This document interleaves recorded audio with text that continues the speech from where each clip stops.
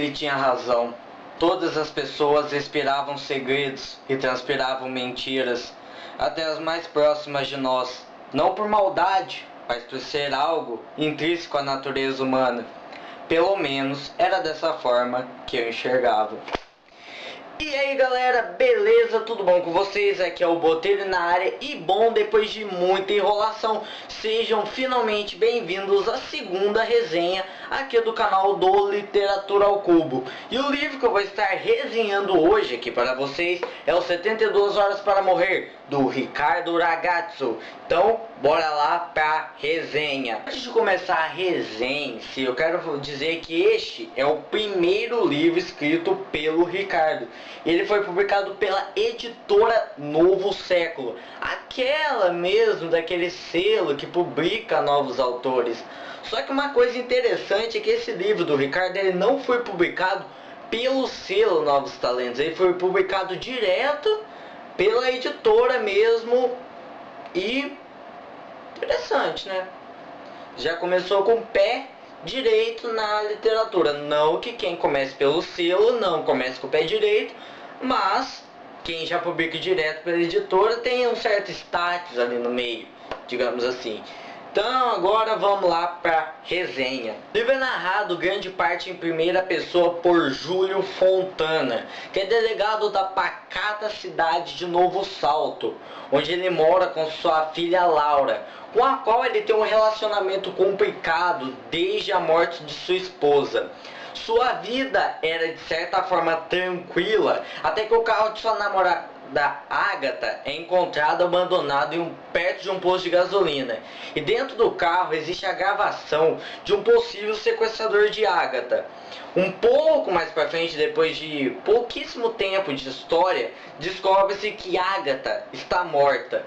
Depois disso, pessoas ligadas a Júlio começam a ser brutalmente assassinadas como parte de um plano de vingança sórdido contra ele.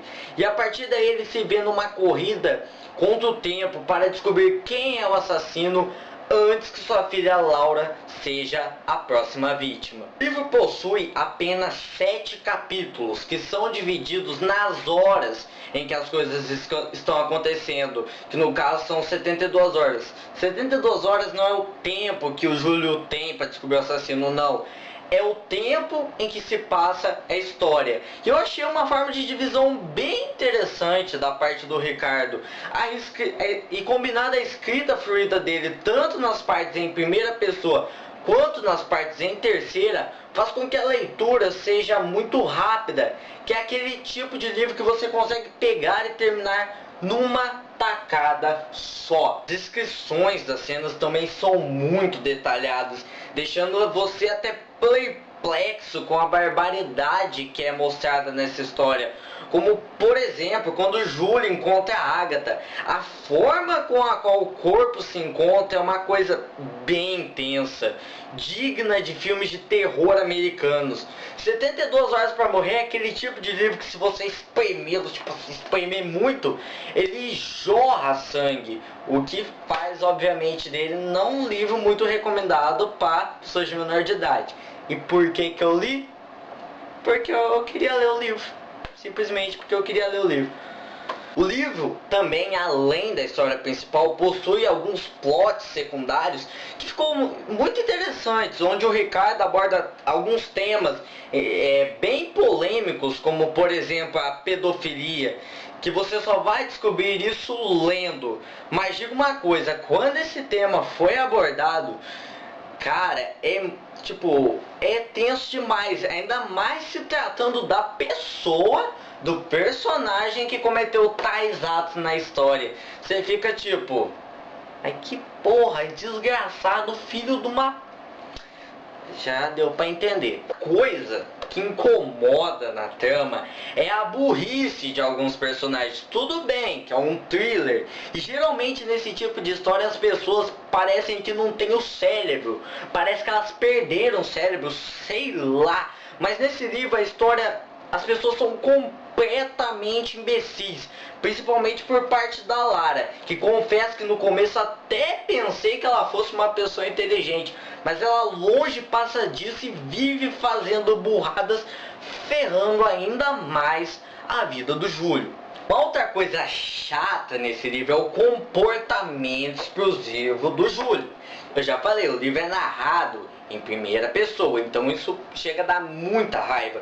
Tudo bem, todo mundo que ele ama tá morrendo, mas tipo, ele espanca quase todo mundo. Você fica pensando assim, Júlio, não, para, Júlio, para, não faz isso, tá lá.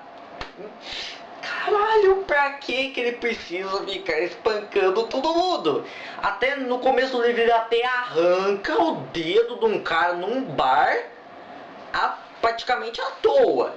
Tipo, dá muita raiva, não tem noção da raiva que dá. No final, eu não vou dar spoiler do final, obviamente, mas o final é aquele típico final de livros de mistério, onde você, mesmo que você junte todas as pistas que o autor deixou, você não consegue adivinhá-lo.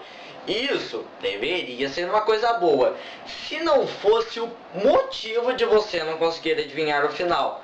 Lá pelas últimas 30 páginas do livro, ele começa a pegar uma linha sobrenatural que até que achei interessante se o livro tivesse seguido essa linha durante a trama inteira, mas não. Ele segue de uma forma séria até uma parte, depois começa essa pegada sobrenatural e você fica tipo, pra que faz, se começou um livro sério, termina um livro sério? Isso realmente ficou mais ou menos.